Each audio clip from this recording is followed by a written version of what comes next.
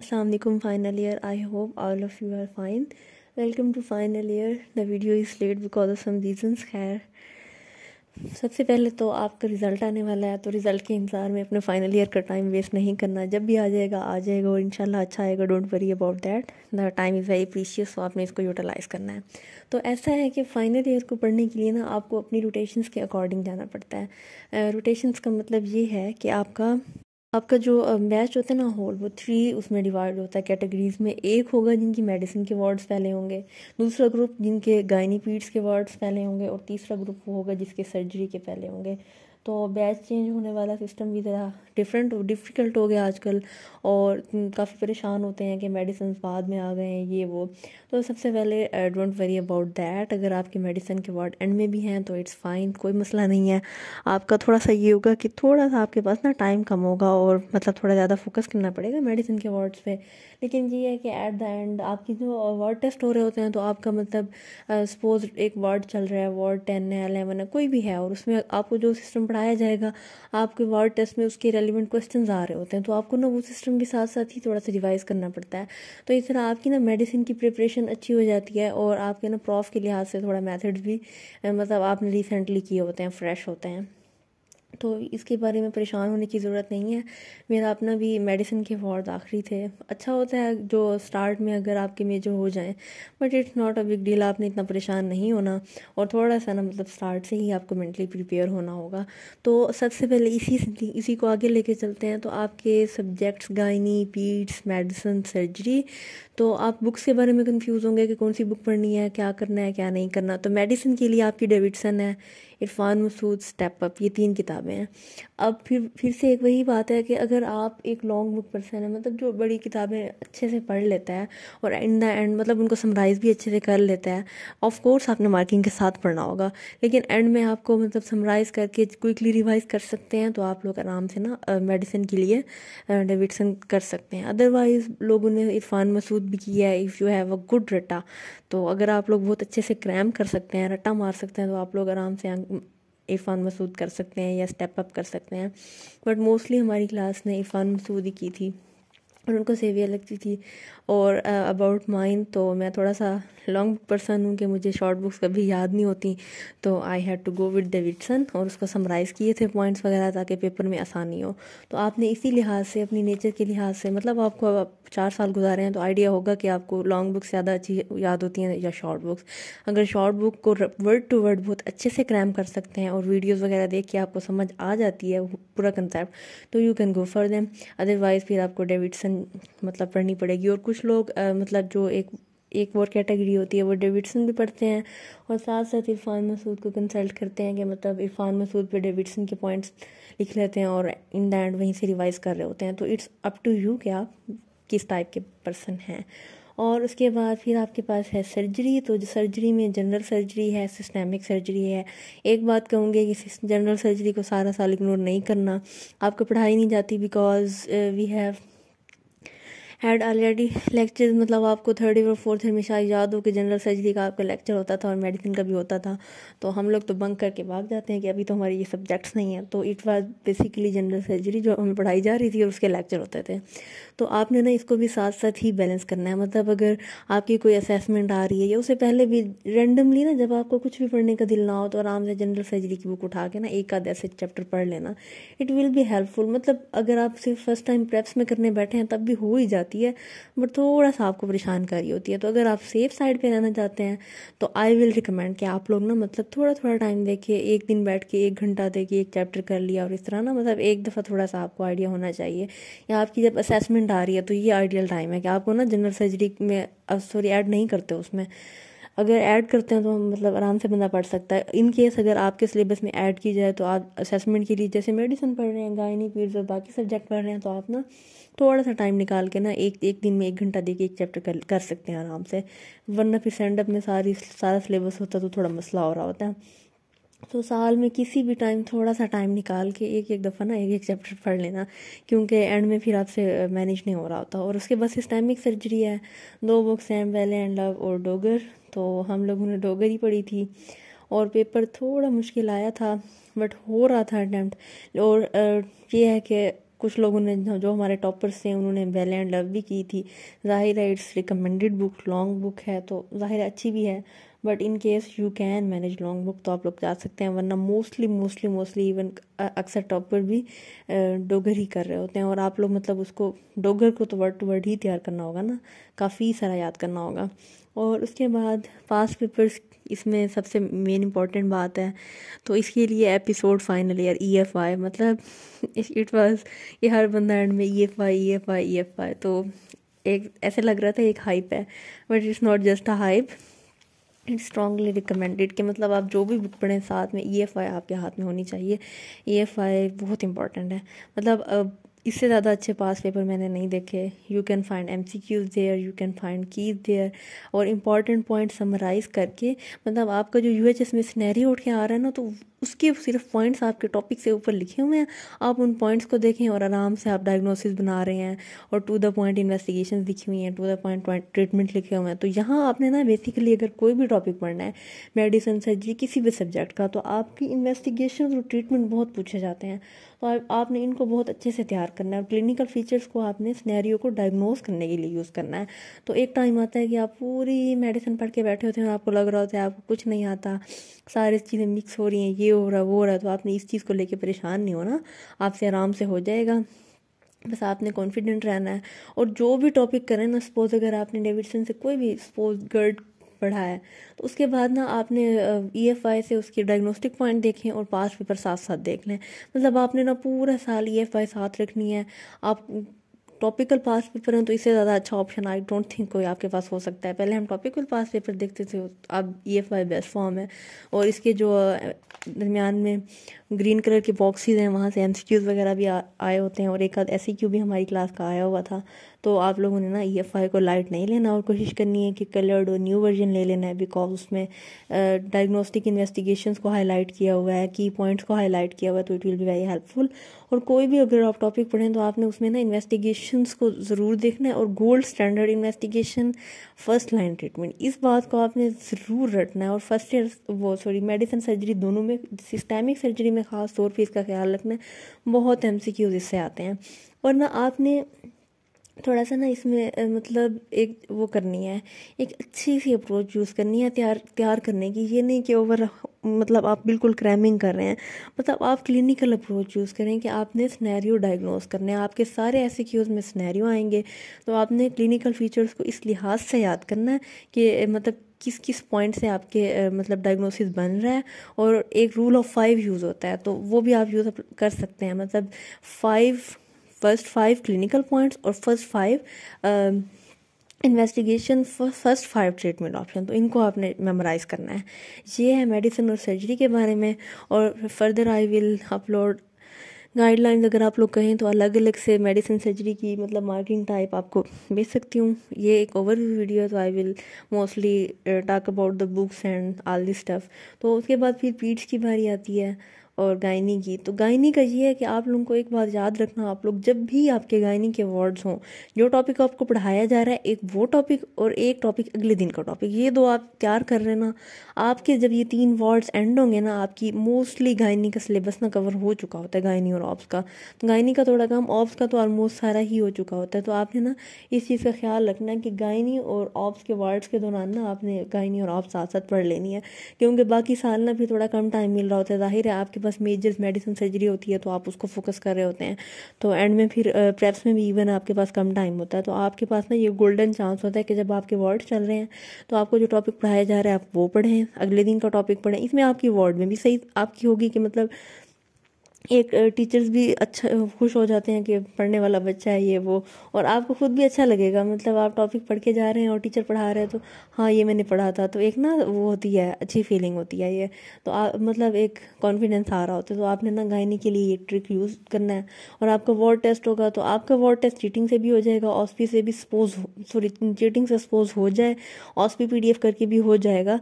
लेकिन बात यह है कि आपने ना अच्छी तैयारी करनी है। आप वार्ड टेस्ट से पहले अगर आपने पूरे वार्ड में सपोज आपको 10-12 टॉपिक थे या 15 थे, आपने उनको अच्छे से पढ़ लिया है और उसके बाद वार्ड टेस्ट में उसको रिवाइज कर लेते हैं, तो एक वार्ड में 15 टॉपिक पढ़ते हैं, अगले में 15 टॉपिक पढ़ते हैं, अगले में 15 टॉपिक पढ़ते हैं, तो यू हैव कवर्ड 45 टॉपिक्स, और वो सारे यूक्यू होते हैं और गाइनी ऑप्स के सिलेक्टेड क्वेश्चन ही होते हैं जो यूक्यू आ रहे होते हैं, तो आपका ना अच्छा खासा कवर हो जाएगा। तो this approach will help you a lot. तो इसको आपने ना बिल्कुल इग्नोर नहीं करना। हर वर्ड टेस्ट में ना उस वर्ड के रेलिवेंट टॉपिक्स आप पढ़ के चले जाओ। लिटरली आप लोग डायग्नोस आराम से कर रहे होते हैं। मतलब इतने डायग्नोसिस तो मतलब हमारा ये था कि फर्स्ट वार्ड ना हमारा गायनी का था, तो हमारी ऑस्पी में डायग्नोस्टिक वो आए हुए थे, मतलब जैसे स्नैरियो आया हुआ था फाइब्रॉइड्स का, तो आराम से डायग्नोस हो रहा था। तो आई वाज हैप्पी कि मतलब अभी तो कुछ दिन हुए स्टार्ट हुए फाइनल ईयर, लेकिन फिर भी मतलब अच्छा डायग्नोसिस बन रहा है ये वो। इवन प्रॉफ में भी हम लोग इतने श्योर नहीं थे जितना हम लोगों की वार्ड टेस्ट में अच्छी तैयारी हो गई थी गायनी की। तो ये साथ में करना है। और ना इवनिंग क्लासेस के बारे में पूछा जाता है, तो अक्सर ना मार्क्स वगैरह लग रहे होते हैं, आपकी हिस्ट्रीज़ के मार्क्स लग रहे होते हैं, केस प्रेजेंटेशन के। तो इन चीज़ों को ना आपने ज़रूर फोकस करना है, क्योंकि आपका फाइनल ईयर ना थ्योरी से ज़्यादा वाइवाज हैं। मतलब आपके वाइवाज बहुत मैटर कर रहे होते हैं, लक भी बहुत मैटर कर रही होती है कि आपको अच्छे अवार्ड्स मिले वाइवाज में। तो आप लोगों ने ना मतलब आपके रिटर्न और वाइवा के मार्क्स या तो इक्वल होते हैं, ज़्यादा भी हो रहे होते हैं, तो आपने वाइवाज का ख्याल रखना। उसके लिए आपको क्या करना होगा, आपका जो भी वार्ड चल रहा है आप लोग उस वार्ड में जाएँ, आप वहाँ हिस्ट्री लें, आप वहाँ केस प्रेजेंटेशन करें। मतलब थोड़ी सी बेइज्जती होगी अगर आप लोग गलत केस सुना रहे हैं ये वो, लेकिन ये है कि एट द एंड आपको वो सेव कर रहे होते हैं। तो आपने अपनी हिस्ट्री लेने का स्किल और केस प्रेजेंटेशन, इस चीज़ पे बहुत फोकस करना है, हिस्ट्री और एग्जामिनेशन करके और उसको सुनाना। तो ये बहुत इंपॉर्टेंट बात है, इसमें आपने बहुत कॉन्फिडेंट होना है। और ना हिस्ट्री को ना थोड़ा सिस्टेमिक वे में चल के जाना है। ये नहीं कि पहले फैमिली हिस्ट्री पूछ ली, फिर उसके बाद आप लोग प्रेजेंटिंग कंप्लेन का कोई पार्ट पूछ रहे हैं, फिर उससे पूछ रहे हैं मैरिड हो या नहीं हो। मतलब इस तरह रैंडम नहीं जाना, एक ना फॉर्मेट फॉलो कर लें। चाहे वो आप लोग मतलब मेडिसिन सर्जरी है तो आप लोग बेड साइड का देख सकते हैं, और सर्जरी डॉगोरॉस्पी है वहाँ से कर सकते हैं सर्जरी का फॉर्मेट। और इसके अलावा अगर आपका गायनी का है तो गायनी के ना PDF रोटेट होते हैं, I will share with you guys, तो वो आप लोग आराम से देख सकते हैं। PDF होते हैं और या फिर कोई की पॉइंट्स बने होते हैं, तो उसमें हर चीज़ कवर हो रही होती है। और मैम्स भी यही सीक्वेंस पढ़ा रही होते हैं, आप लोग वहाँ से भी नोट कर सकते हैं। तो उस सीक्वेंस में आपने हिस्ट्री लेनी है और वैसा एग्जामिनेशन करना है, वैसे ही केस आपका प्रॉपर हो जाएगा। फिर उसके बाद आपने उसका डायग्नोसिस बनाना होता है हिस्ट्री एग्जामिनेशन के बाद। तो 3-4 ना रेलिवेंट पॉइंट आपने देखने हैं जो आपको डायग्नोसिस की तरफ लेके जा रहे हैं, और फिर साथ में डायग्नोसिस के साथ साथ उसके डिफरेंशियल्स देखने हैं कि ये भी हो सकता है, ये भी हो सकता है, ये भी हो सकता है। और उसके बाद एंड में आपने इन्वेस्टिगेशन बतानी होती है और ट्रीटमेंट बतानी होती है, तो वो आपके बुक पार्ट से कवर हो रहा होता है। This is all about case presentation. और गायनी के बारे में मैंने बता दिया। तो अब अगर गायनी और पीड्स की रोटेशन इकट्ठा ही होती है कि मतलब आपके 2-3 गायनी के वार्ड होते हैं, बीच में 1-2 पीड्स के आ जाते हैं, या सारे गायनी के बाद पीड्स के आ जाते हैं। पीड्स के वार्ड में ना आपने सबसे पहले मतलब इसमें ये है कि लर्निंग पर फोकस करना है, और इसमें आपके 2 रोटेशन होंगी। तो इसमें आप ना कोशिश करनी है कि बुक का ना कुछ कुछ पार्ट तैयार कर लें, क्योंकि बंदा ना पीड्स को सारा साल थोड़ा इग्नोर कर देता है। हमारी असेसमेंट भी असेसमेंट वीक तो सैटरडे को होती है, you have half day to prepare, और आप अच्छे से प्रिपेयर नहीं कर पा रहे होते। तो एक प्रो टिप मैं आपको बताऊंगी, आपने इसको नहीं इग्नोर करना। हमें भी सीनियर्स ने बताया था, unfortunately no one told me, but हमारी क्लास के बच्चों को बताया था काफ़ी लोगों ने, but I felt the need in the end कि ये ज़रूर करना चाहिए था। अगर आप मेडिसिन का रेस्पो पढ़ रहे हैं तो लिटरली एक दिन और लगा के आप पीड्स का रेस्पिरेटरी सिस्टम उसी वक्त कर लें। मतलब 1 या 2 या 3 टॉपिक होंगे जो डिफरेंट होंगे, या थोड़ा बहुत डिफरेंस होगा, बट इट विल वर्क। मतलब आप लोगों के ना दोनों टॉपिक इकट्ठे तैयार हो जाएंगे। Suppose you are preparing GIT from medicine, तो आप लोग पीड्स को साथ साथ ले लें। तो मतलब मेडिसिन और पीड्स ना थोड़ा सा रिलेटेड है। जाहिर है बच्चों की और बड़ों की बीमारियों की सिम्टम्स तो कुछ कुछ सेम होती हैं, कुछ कुछ डिफरेंट भी होते हैं, जैसे न्यूनेट्स वगैरह होते हैं, लेकिन जो अडल्ट होते हैं बड़े बच्चे उनके लिए सही होती हैं, सेम भी हो जाती हैं। तो इस तरह ना आपने जो भी सिस्टम पढ़ना है ना, तो आपने मतलब 1-2 टॉपिक होंगे जैसे ब्रोंकियोलाइटिस है, डिफ्थेरिया, नमूनिया, और इस तरह के टॉपिक्स हैं। तो ये मतलब बच्चों में ज़्यादा कॉमन होते हैं, तो ये आपकी परवेज़ अकबर में ना डिफरेंट होंगे, बाकी मेडिसिन वाले होंगे। और इसी तरह से अगर CNS है तो मोस्टली डिजीज़ मेनिंजाइटिस सेम होगा। GBS आपका डिफरेंट हो जाएगा, क्योंकि GBS बच्चों में होता है, वैसे आप मेडिसिन में भी इसको पढ़ेंगे। और बाकी एपिलेप्सी होगा। तो मतलब जो भी आप टॉपिक पढ़ रहे हैं ना, तो वो आपका पीड्स में भी आ ही रहा होता है, तो थोड़ा बहुत डिफरेंट है। न्यूनेटोलॉजी डिफरेंट है, तो न्यूनेटोलॉजी से SCQ बहुत कम ही आता है, कभी कभी आ जाता है। लेकिन आपको जब वार्ड्स में पढ़ाएंगे ना, तो आपके मोस्टली केसेस न्यूनेटोलॉजी के होते हैं, और आपको वहाँ पढ़ाते भी हैं वो लोग। तो आपने ना साथ साथ थोड़ी बहुत कर ही लेनी है, क्योंकि और ना इसके मेथड्स वगैरह ना कुछ सीख लेने हैं।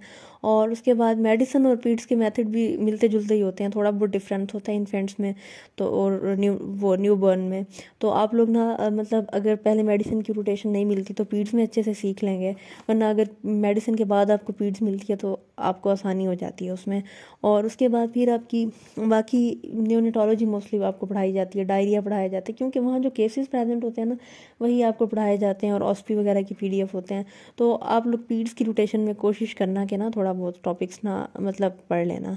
और उसके बाद लेकिन मेनली आपने यही वो टिप यूज़ करना है कि मतलब आप लोग जब मेडिसिन का टॉपिक पढ़ें तो ज़रूर वो टॉपिक पीड्स से कर लीजिएगा, literally you will find it very helpful.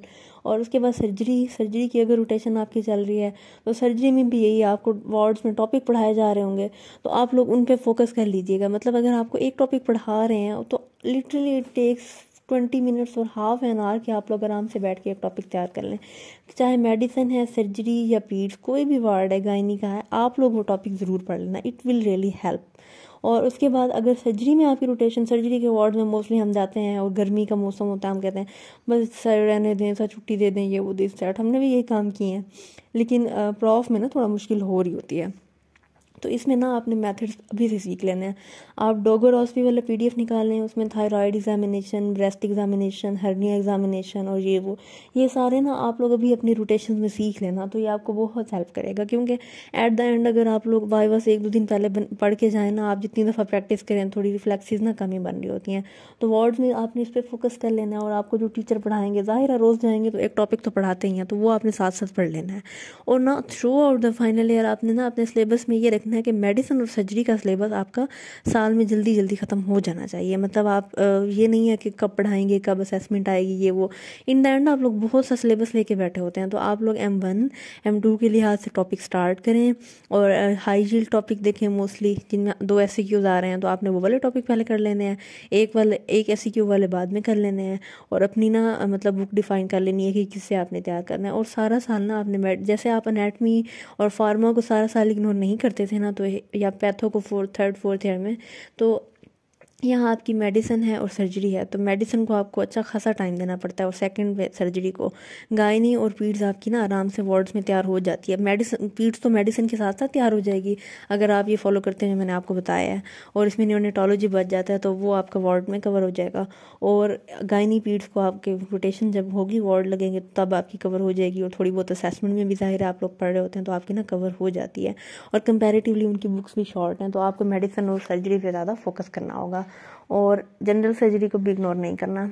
और अगर इवन आपकी जब वार्ड स्टार्ट हो ना, तो उस वक्त भी रोज़ आप लोग अगर जनरल सर्जरी का एक चैप्टर कर लें तो आपकी जनरल सर्जरी भी कवर हो जाएगी।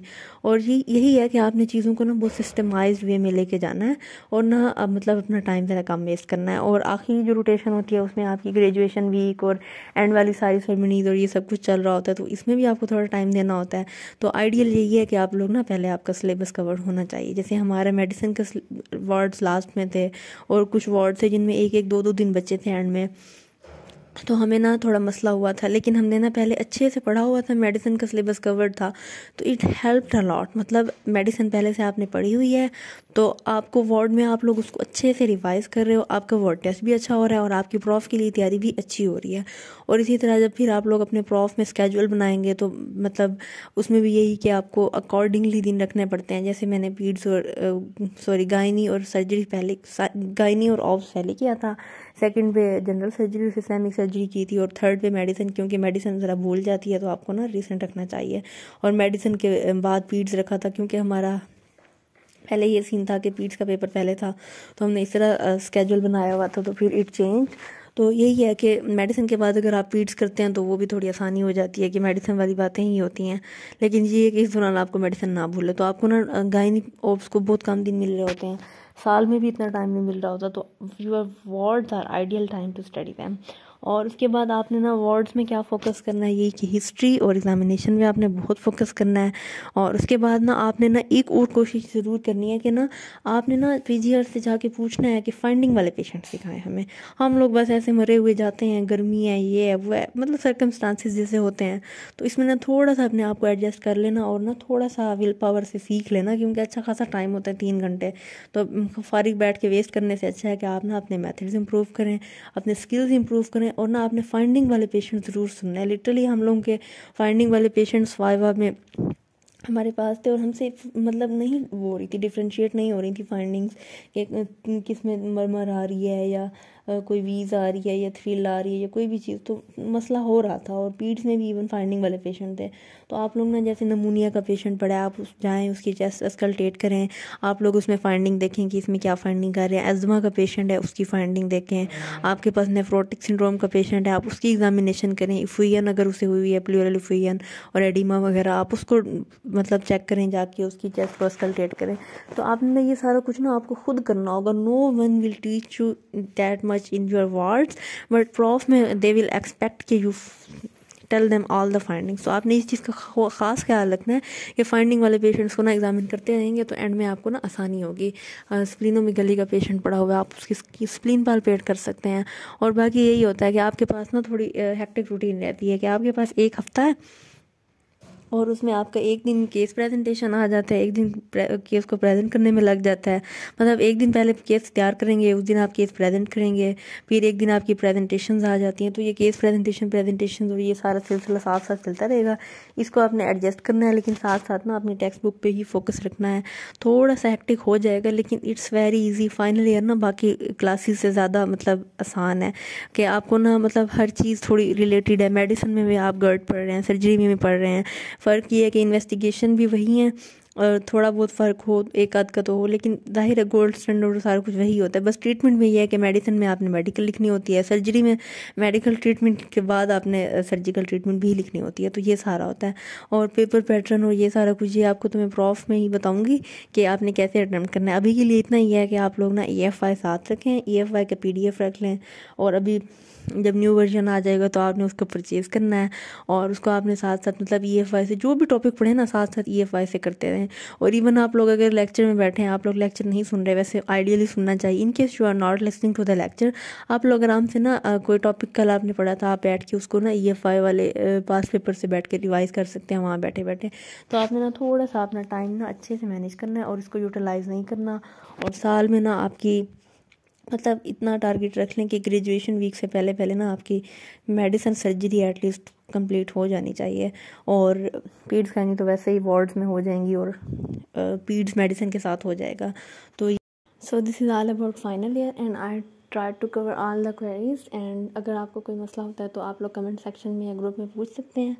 आई विल ट्राई कि मैं आप लोगों के क्वेश्चंस के आंसर दूँ। और सब्जेक्ट वाइज गाइडलाइन अगर चाहिए हो तो वो वीडियो भी बनाई जा सकती है। And thank you so much. Don't forget to remember me in your prayers and don't forget to subscribe Dr. Shabana Bashir for more content. Thank you so much.